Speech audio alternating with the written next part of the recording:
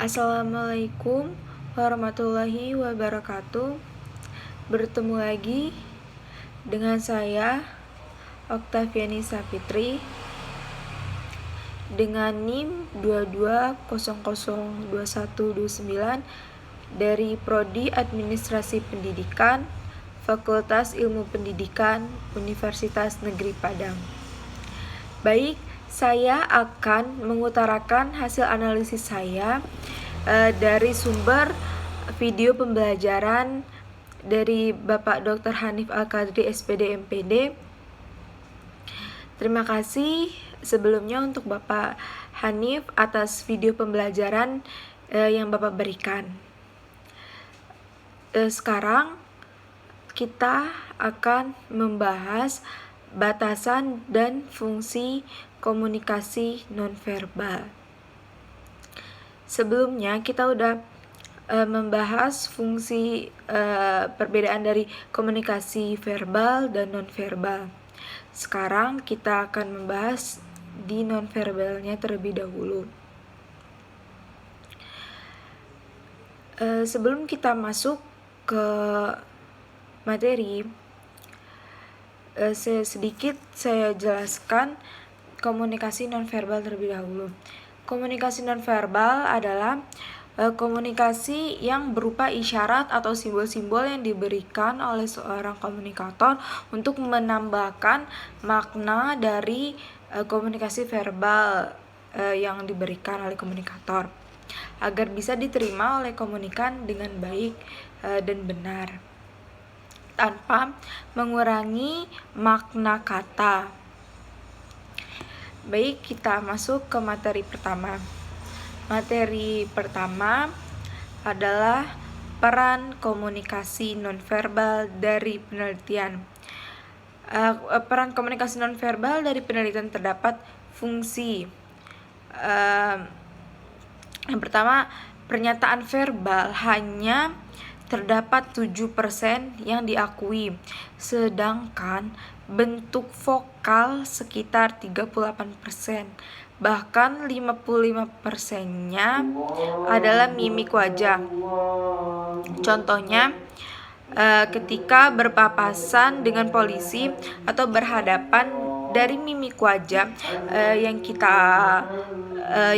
ada di wajah kita untuk melihat kejujuran seorang terlihat dari mimik wajah, bukan dari penjelasan.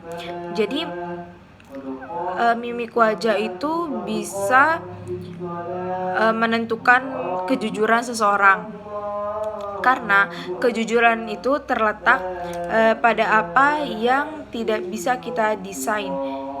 Kejujuran itu secara refleks akan terbukti secara refleks dalam mimik wajah. Pada momen-momen tertentu, komunikasi nonverbal lebih efektif dibandingkan komunikasi verbal.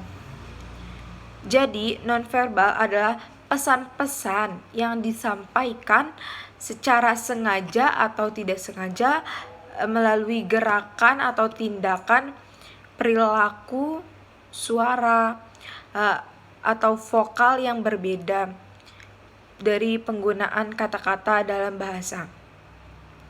Makna dari tindakan tidak tergantung dengan isi gerakan, tetapi tergantung dari interpretasi orang lain. Yang kedua, materi kedua tentang batasan komunikasi nonverbal.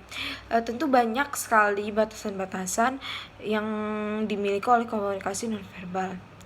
Yang pertama, selalu berada dalam konteks.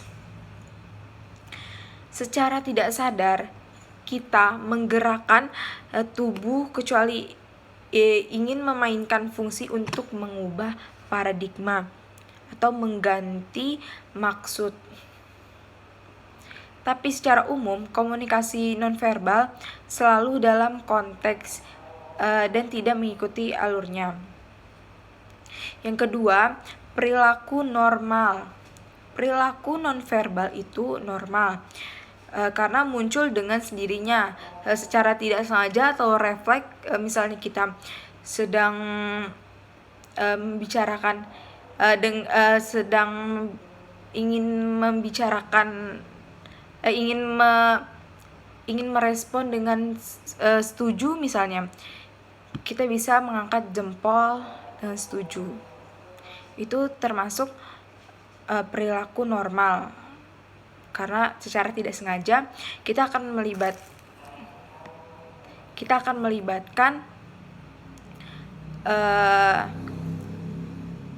melibatkan komunikasi nonverbal tersebut. Yang ketiga, tindakan nonverbal, saling berintegrasi, saling mengikuti. Contohnya, ketika marah atau kesal, semua bahasa nonverbal secara spontan langsung mengikuti.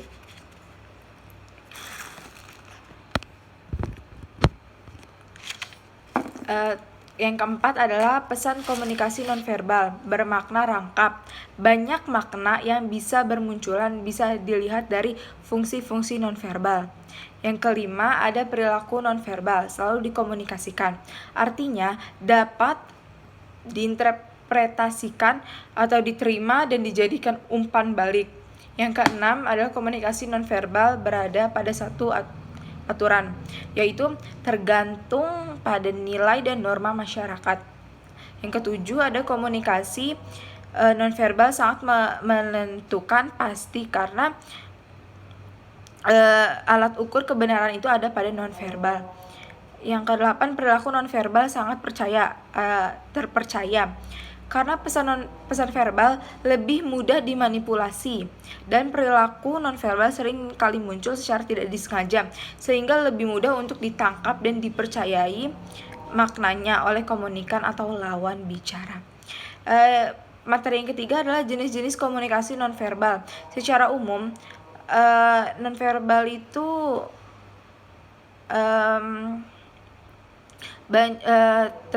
jenis-jenisnya terbagi menjadi 3. Yang pertama, bentuknya komunikasi tubuh atau gestur atau isyarat, ilustrator. Contohnya komunikasi wajah. Secara umum terdapat 3 macam, rasa senang, sedih, kesal, rasa dominan atau menurut pada postur tubuh, aktivitas fisik dan psikis dengan kecepatan rata-rata bicara yang tinggi, rendahnya suara. Terus persoalan komunikasi wajah, keakuratannya, ada ketidaksesuaian emosi dengan ekspresi wajah. Itu ada pengaruh konteks. Pengaruh konteks dapat memberikan pengaruh pada komunikasi wajah. Ada universal atau relatif. Ada juga ekspresi sesaat. Ekspresi wajah tergantung dengan tingkat kesadaran seseorang atas tindakannya. Yang kedua, ada komunikasi mata. Dapat dilihat bagaimana pergerakan mata yang ingin menghindari perspektif orang lain terhadap sesuatu yang kita simpan. Yang ketiga, ada bahasa atau sentuhan. Contohnya ungkapan seksual dengan hubungan suami dan istri. Sentuhan tidak berupa kata-kata, tetapi memberikan imajinasi yang berbeda, menghibur, saling memberi dukungan. Ada komunikasi ruang. Komunikasi ruang itu terbagi menjadi 3. Yang pertama itu ada jarak, ada teritorial, ada estetik atau warna.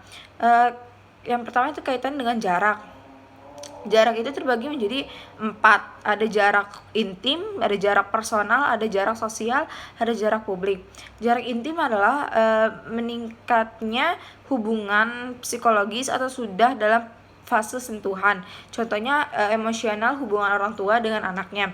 Yang kedua, ada jarak personal. Jarak personal batas umum atau batas pribadi seseorang yang tidak bisa disentuh oleh orang lain.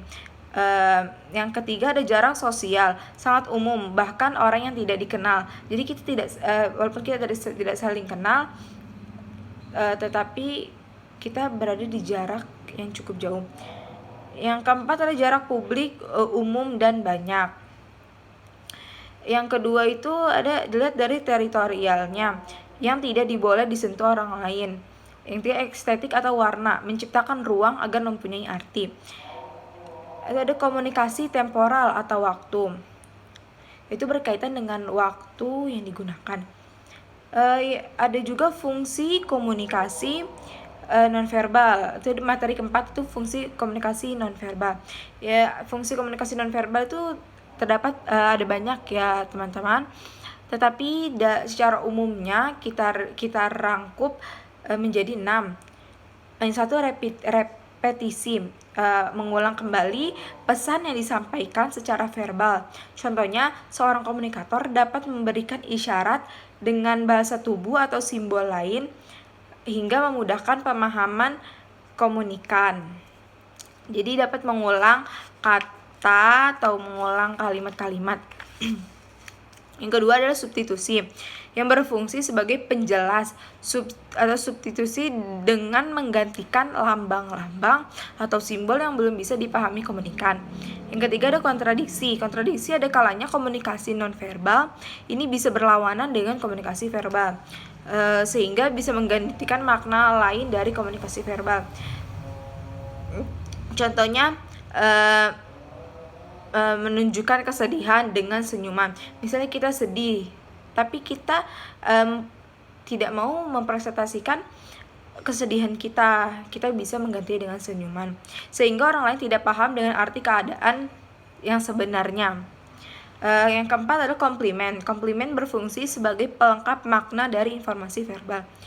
Yang kelima ada asentuasi. Asentuasi berfungsi sebagai penegas dari komunikasi verbal. Yang keenam ada regulasi atau perilaku verbal.